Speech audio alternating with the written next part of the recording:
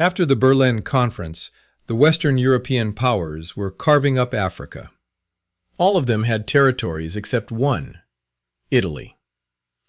As a relatively new, late coming to the game, Italy sought to catch up with the UK, France, Spain, Portugal, and Germany. What it didn't expect is the well-organized and strategic resistance they would encounter in Abyssinia, who would soon christen a new name for itself after a spectacular victory over the colonizing forces at the Battle of Adwa. By a black army, and so it inverts the racial hierarchy of the day. Ethiopia became the only African country never colonized because it refused to fight like a victim.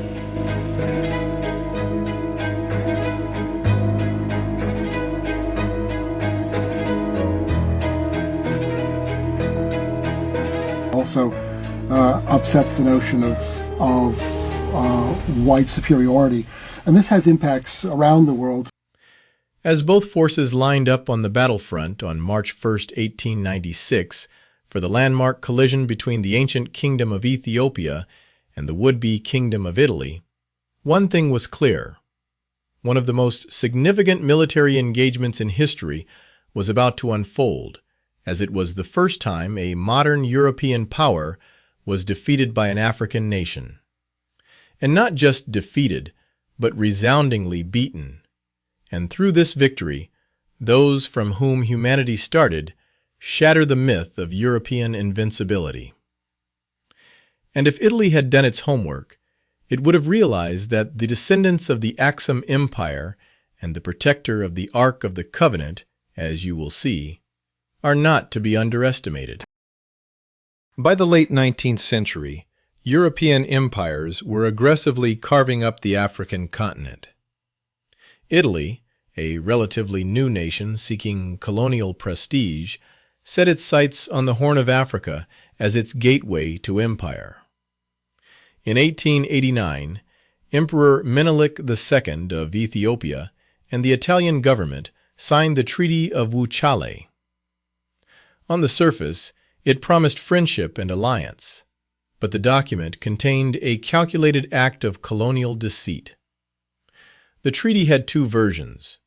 The Amharic version stated that Ethiopia could use Italy as an intermediary for dealings with other European nations, upholding Ethiopian sovereignty. The Italian version stated that Ethiopia must use Italy for all foreign dealings, effectively making Ethiopia an Italian protectorate. This is not too dissimilar to the current state of affairs, where most African countries have their independence on paper, but have no sovereignty to speak of, neither agrarian, technological, financial, or military. Francesco Crispi, a revolutionary turned autocratic, needed the victory and resources of a colony to 1. Distract away from domestic political scandals and a struggling economy. Crispi needed Abyssinia to complete his national unity project. Crispi felt Italy was being disrespected by other European powers, particularly France. He believed that to be taken seriously as a modern nation, Italy needed its own African empire. He viewed the conquest of Ethiopia as a way to assert Italy's prestige on the world stage. Leading up to 1896, Italy was plagued by internal turmoil, including the Fasci Siciliani, a socialist peasant movement in Sicily, and the Banca Romana scandal, a massive corruption case that implicated Crispi himself. He hoped a glorious military victory abroad would distract the public and restore his crumbling political support. Desperate for a quick victory to save his government, Crispi sent insulting telegrams to his military commander, General Oreste Baratieri, accusing him of cowardice and demanding authentic action. This political pressure goaded Baratieri into launching the rash and disorganized attack at Adwa. What the Italians would go up against is a state that had a leader that wanted to modernize its empire. From deploying a modern railroad, the first bank, telegraph, telephone, automobile, to ensuring his military had the most modern equipment with the latest guns purchased from Italian rivals. And so when, in 1891, Menelik II, founder of the modern Ethiopian state, who claimed to be descended from the biblical King Solomon and the Queen of Sheba, discovered the discrepancy, he did not hesitate. He rejected the treaty entirely, sparking an inevitable military confrontation.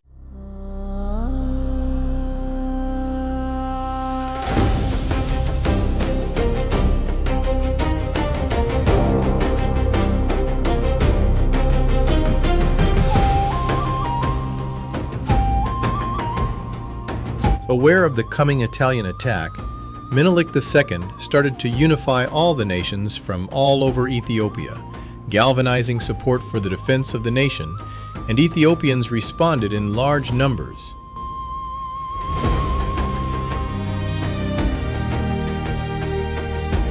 And it wasn't just the men. The women participated in logistical support, from bringing supplies to the troops to providing medical support.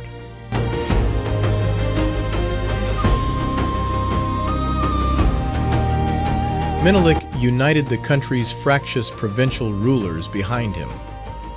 When he called for a mass mobilization in September 1895, he was able to raise around 80,000 to 120,000 troops, with men pouring in from almost all of Ethiopia's regions and ethnic groups.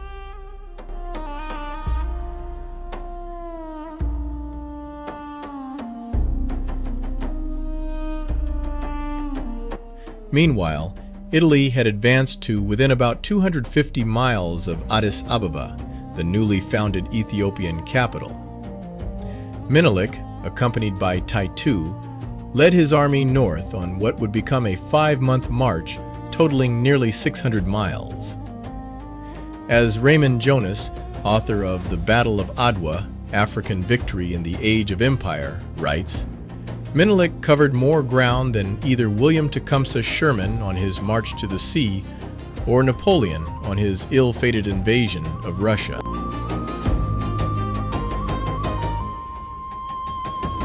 In December 1895 and January 1896, the Ethiopian army annihilated a vanguard Italian column at Amba Alaje.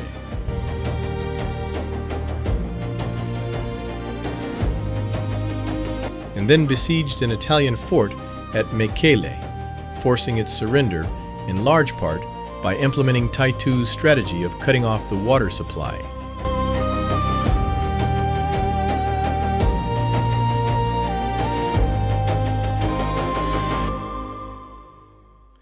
The Ethiopians next slipped past the main entrenched Italian force and moved on to the Adwa area. Throughout, Menelik allegedly spread false rumors, downplaying the size and cohesiveness of his troops. This is one of the 19th century's greatest campaigns, an American historian said on a 2012 podcast. Cognizant of his lack of food, water, and accurate maps, Italian commanding officer Oreste Baratieri considered retreating into Eritrea. But on February 25, 1896, he received a telegram from Italian Prime Minister Francesco Crispi, essentially goading him into action.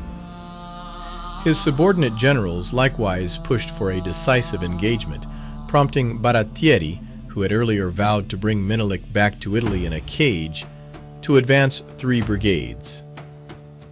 Italian successes at the beginning of the campaign were brilliant but fruitless, and large Ethiopian armies were threatening the Italian outposts at the end of 1895. Menelik's forces, which numbered more than 100,000, were well armed with modern weaponry. Menelik, however, shrewdly downplayed this military strength by leaking false reports indicating a much smaller number of troops under his command, and by spreading rumors that there was widespread discord among his forces.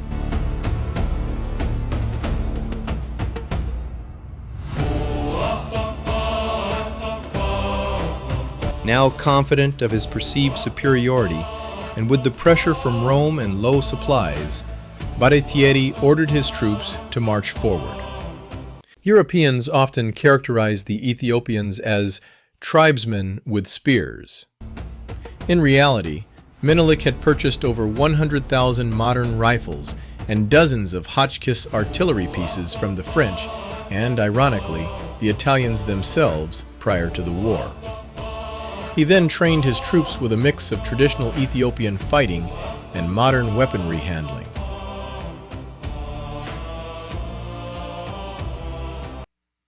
The battle took place on a Sunday.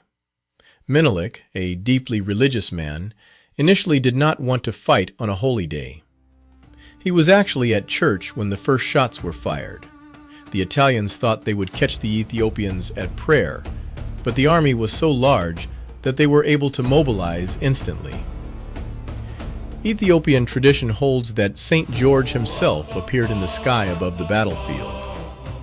This psychological factor was immense. Soldiers fought with the conviction that divine intervention was on their side, while Italian troops were unnerved by the religious fervor of the horde charging them.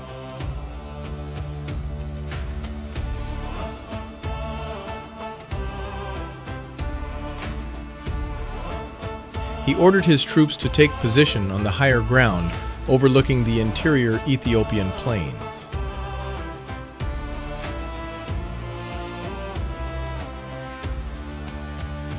The terrain downhill from the Adwa hill was a jigsaw puzzle of natural trenches, difficult to navigate roads, that the local Ethiopians knew, eyes closed.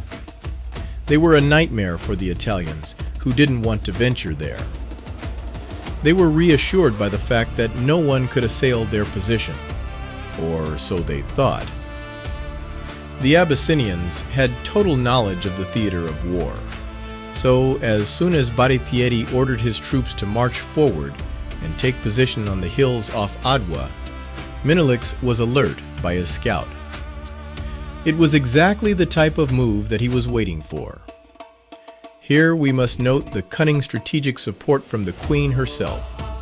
Queen Tetu, who, in addition to being in charge of supply logistics, was also leading a division of the Ethiopian forces. It was Empress Taitu Betul, not the generals, who recognized that the fort's water supply was outside its walls. She commanded her own 5,000-strong battalion to seize the water source, forcing the Italians to surrender after 10 days of thirst.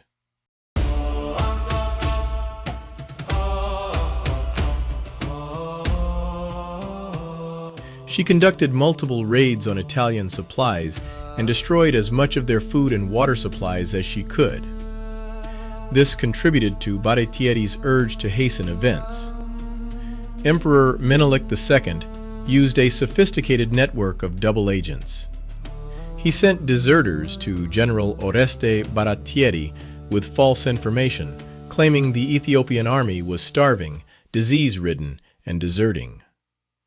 This baited the Italians into attacking a far more organized and larger force than they expected. The Italian commander, General Baratieri, actually wanted to retreat. However, Italian Prime Minister Francesco Crispi sent him a telegram calling his leadership cowardly. Stung by the insult, Baratieri ignored his own reconnaissance and ordered the ill-fated night march toward Adwa.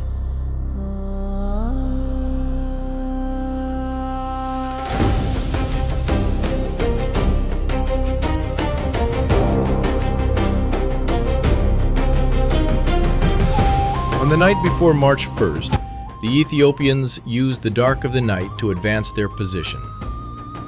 As soon as the Italians committed, their plans fell apart almost immediately. Their maps were poor, and the terrain was treacherous. In the darkness and confusion, the Italian brigades became separated and lost contact with one another.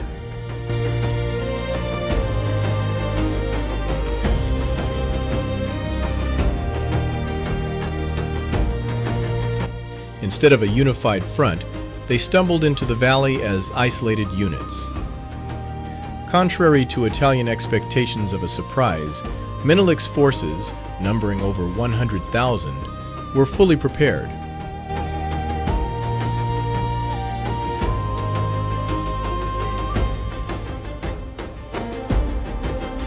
They had anticipated the move and were already in superior positions on the high ground.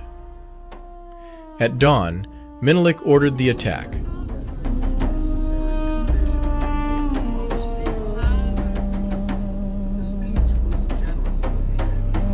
The Ethiopian army, divided into three main divisions led by Menelik, Ras Makonnen, and Ras Alula, surged forward. The sound of modern rifle fire echoed through the valleys.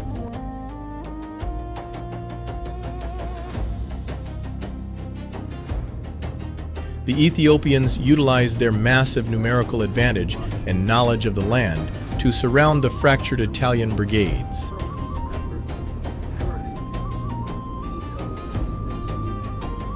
Empress Tetu's presence on the field provided a massive morale boost to the Ethiopian warriors. When some Ethiopian soldiers wavered during the heat of the battle, Tetu famously rode to the front lines, removed her veil, and shouted, "What are you doing? Victory is ours! Strike!" Her presence as a woman in the heat of combat was a massive morale booster that prevented a retreat. She was not only commanding her assault division, but she also made sure that the Ethiopian troops remained hydrated, because soon the scorching hot East African sun would weaken even the hardest of warriors.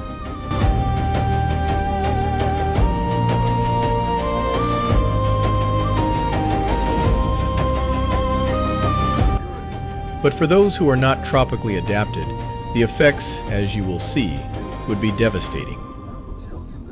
As the heat of the day rose, the Italians, exhausted from the night march and lacking water, began to buckle.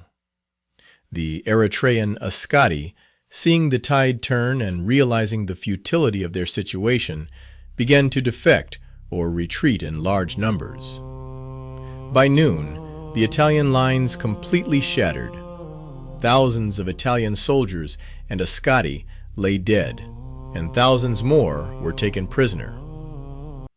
Ras Alula, often called the Garibaldi of Abyssinia, was the mastermind behind the scouting. He knew the terrain so well that he positioned his troops in a crescent formation, essentially funneling the three separate Italian brigades into kill zones where they could not support one another.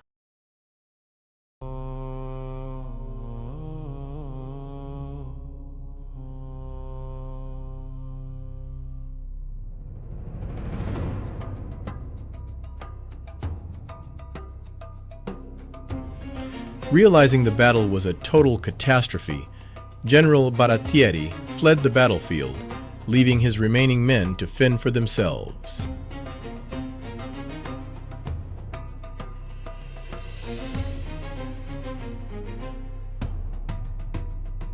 The Treaty of Addis Ababa, signed in October 1896, abrogated the Treaty of Wuchala and re-established peace.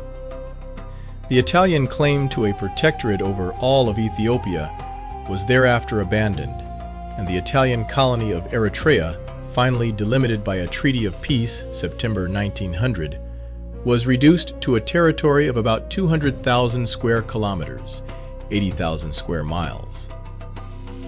Ethiopia's victory was a declaration to the world. Italy was forced to sign the Treaty of Addis Ababa, formally recognizing Ethiopia's absolute independence. It solidified Menelik II's power and turned Ethiopia into a global beacon of resistance and pride for the entire African diaspora. Their status as icons of resistance was cemented. Menelik focused on modernizing Ethiopia's infrastructure, roads, bridges, and administration, until his death in 1913. Tetu remained a powerful political figure and played a pivotal role in the founding of Addis Ababa. General Baratieri returned to Italy in disgrace and was court-martialed for gross mismanagement and cowardice for fleeing the field. Though acquitted, his reputation was destroyed, and he died in obscurity. Ras Makonnen continued his tireless work in diplomacy and modernization. His son, Haile Selassie I, would later lead Ethiopia through its next major struggle against Italian fascism. Overall, the Ethiopians inflicted a casualty rate of up to 70%. They brought the Italian prisoners back to Addis Ababa in what Jonas calls a racial turning of the tables that put whites at the mercy of blacks in significant numbers for the first time. Treated well, they were gradually released, whereas, in contrast, the Africans fighting alongside the Italians purportedly had their right hands and left feet amputated. After the defeat, Pope Leo XIII personally wrote to Menelik II to negotiate the release of nearly 3,000 Italian prisoners of war. Menelik agreed, showing a level of civilized diplomacy that shocked the European public, who had viewed him as a barbarian. In the aftermath of the battle, Crispi's government collapsed, and Baratieri was put on trial. He was acquitted. Moreover, Italy agreed to recognize Ethiopian independence, as did other European powers, which negotiated with Menelik to settle the country's borders. Menelik's victory had farther-ranging consequences as well. Before Adwa, according to Haile, Europeans generally thought of Africans as primitive savages who would all be ruled over and eventually displaced by Europeans.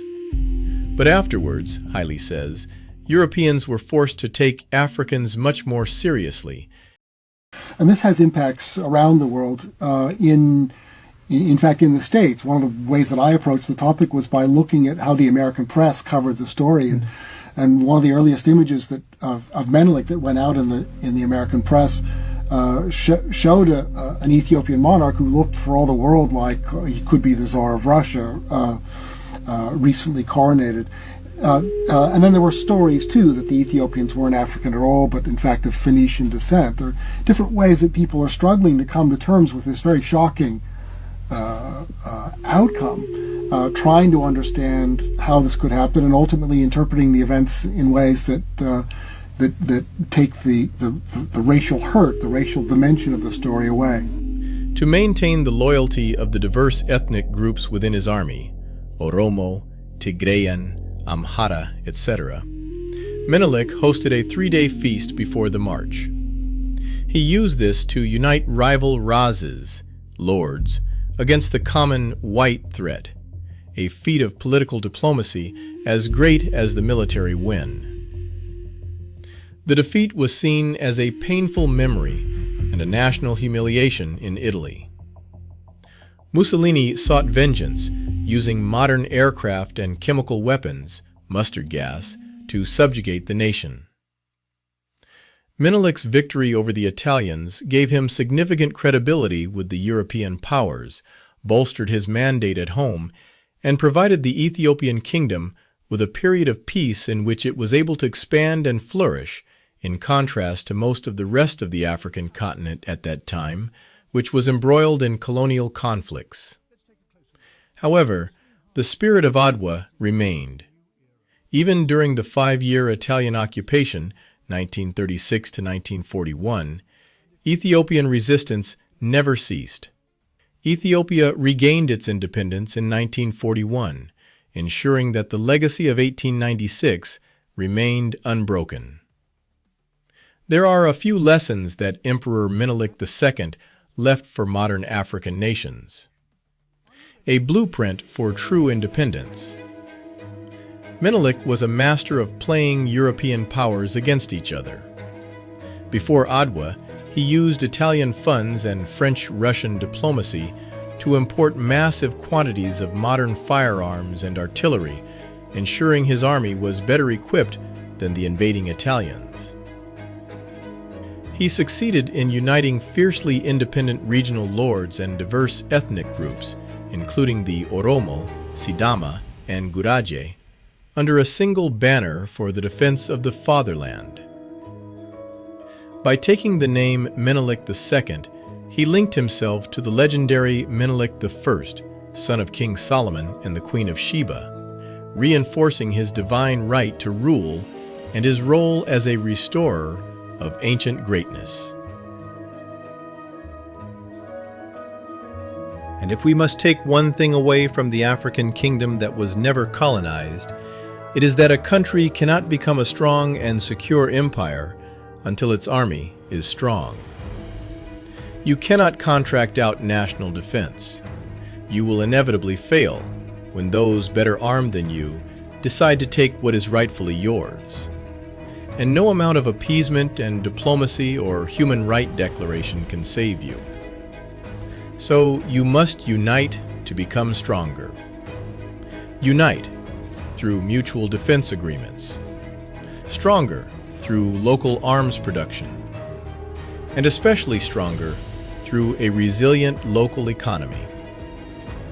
And many of those lessons also extend to the diaspora and the Black American community. If you want to support Without History, do so via our YouTube or Patreon link. Your support keeps us independent. Join us and see how those who are said to be without history birthed civilization itself. Europe was dividing Africa like a cake. Britain took this, France took that, Italy looked at Ethiopia and thought, easy victory. But Ethiopia was not a country they expected. It was a mountain fortress with a warrior culture and a leader who understood geopolitics better than Europe did.